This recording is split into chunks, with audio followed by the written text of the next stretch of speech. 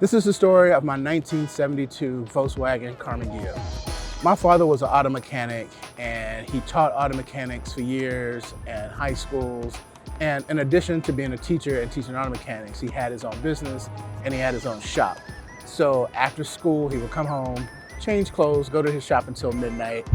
And every weekend, every day, he would be at the shop. So in the summertime, he wouldn't let me sit at home. He would make me go to the shop with him, which I didn't always enjoy, but he wasn't going to let me sit at home and play video games and play with my friends all day. So I had to go to the shop. I think he was really just trying to teach me, work ethic and stuff like that, and just really keeping me out of trouble. And from the early age of 8, I probably, learned how to change spark plugs and flat tires and all that kind of stuff.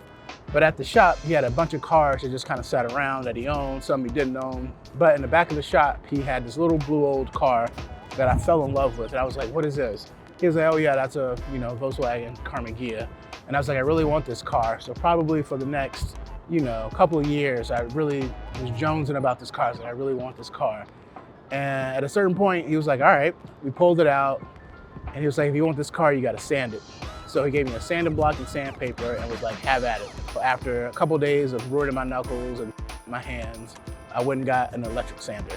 After I got the electric sander, I got it down to bare metal, but I quickly learned that that car had been painted 4 or 5 different colors. It was blue, yellow, red, some other color. And it was just years and decades of paint that had built up. But after we got it down to the bare metal, we quickly realized that this car needed too much work and it just needed too much time and money that neither one of us really had at the time.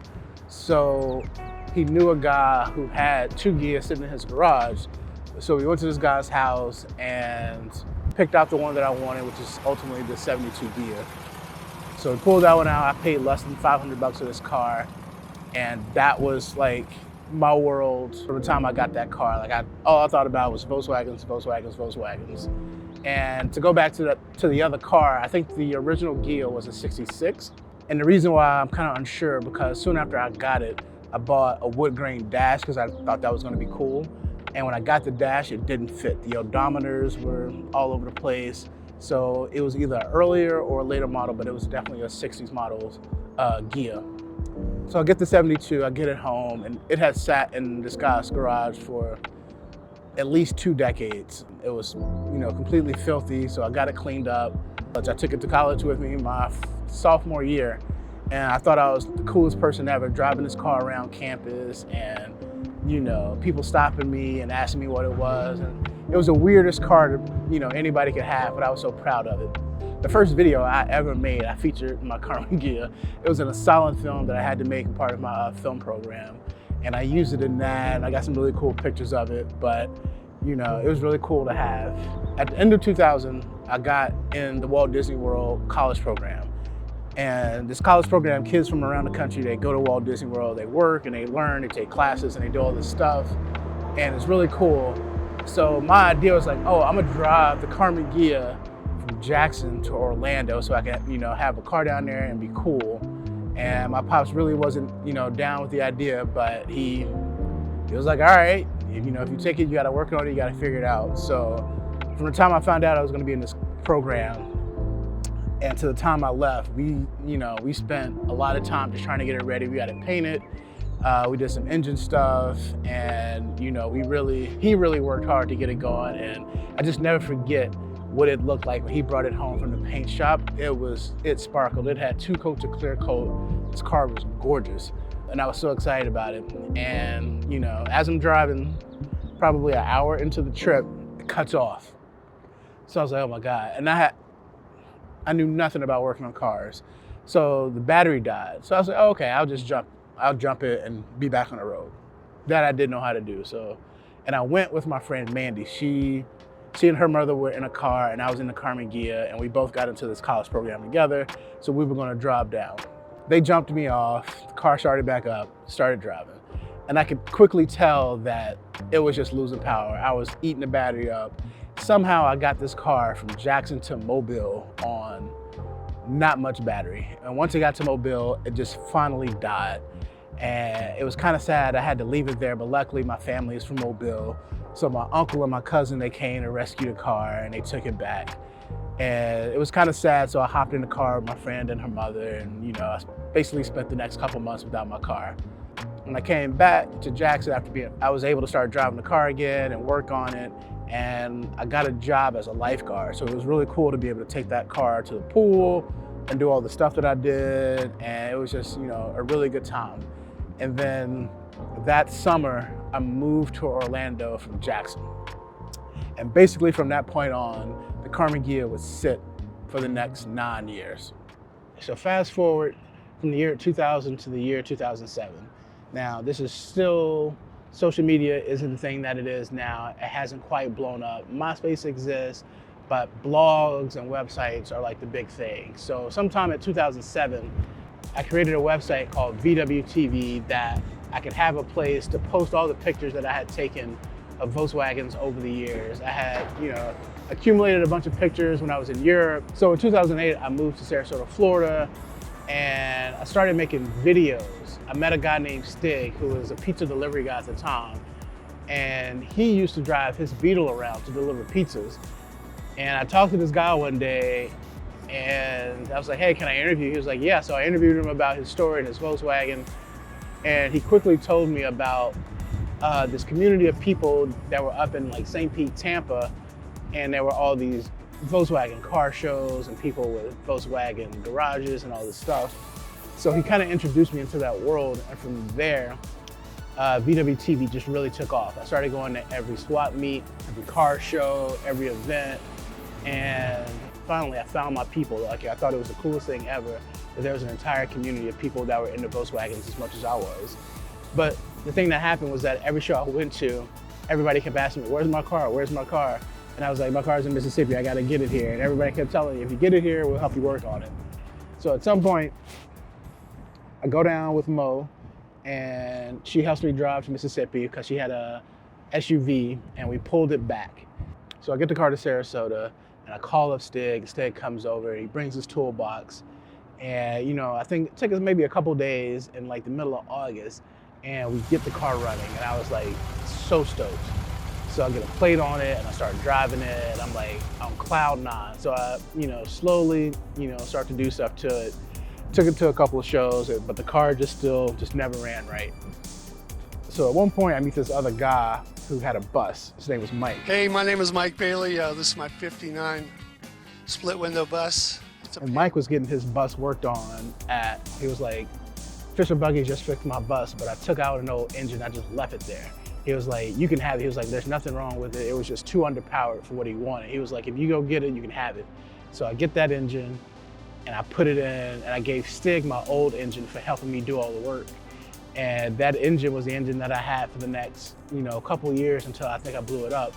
And it was really cool to be able to have that car, and like, I used to take it to the beach, I'd take it to shows. There was something so magical about hopping in that car and driving along Siesta Key or whatever beach it was, in the sunshine, and just having people just come up to you and talk and ask questions and all these different things. Like, being a part of the Volkswagen community is a really unique experience. Like, there's nothing like Volkswagen people, and they're always willing to help. They're always, willing to offer advice, do whatever you can to like make sure that your car, is running. So like, it was really a special moment in time to be able to have that car and then also know, so many Volkswagen people.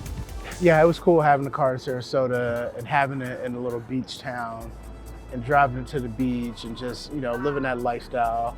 I was also able to have the car in some photo shoots I did, some videos I made, and just really pimping the car out, in the most fun way possible. So it was a good moment in time to be able to, use that car in so many different ways. So the sad part about having that car was having to sell it.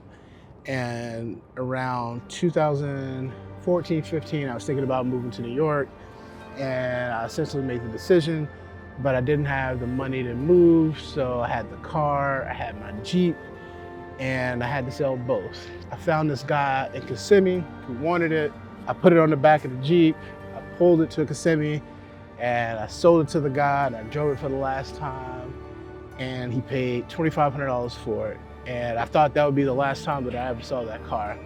And it was bittersweet because, if it was in better condition, I probably could have got a little bit more money for it. But it is what it is. I got my enjoyment out of it, and I had the time of my life driving it.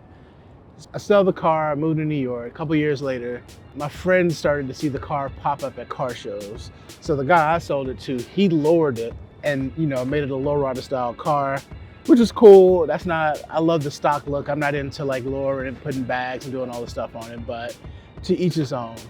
So he lowered it and it, looked pretty cool, And then he sold it to a guy, and then he sold it to another guy that I kind of knew.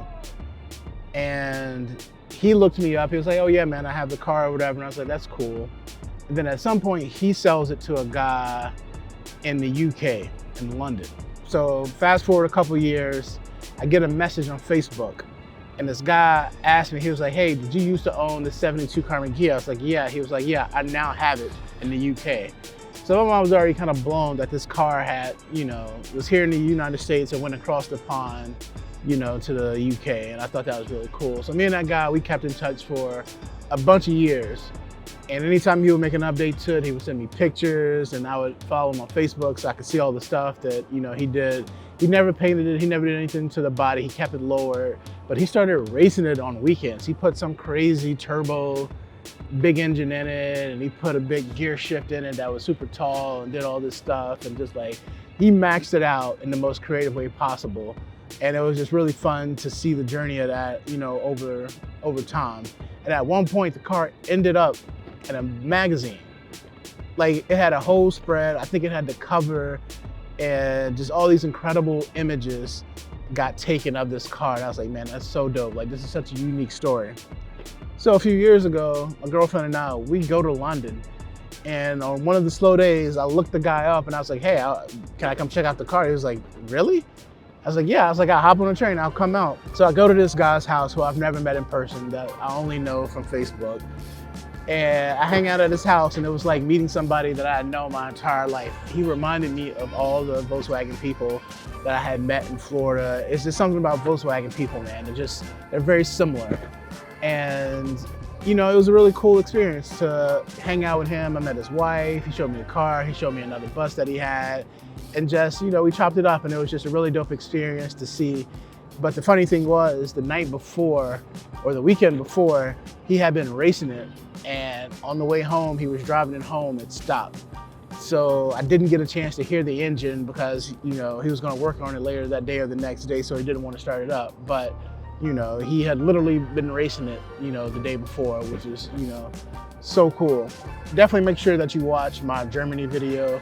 I'll link it in the description below, but I really got to, see the history of Volkswagen, go to the motherland, as they would say, and that was just a really unique experience.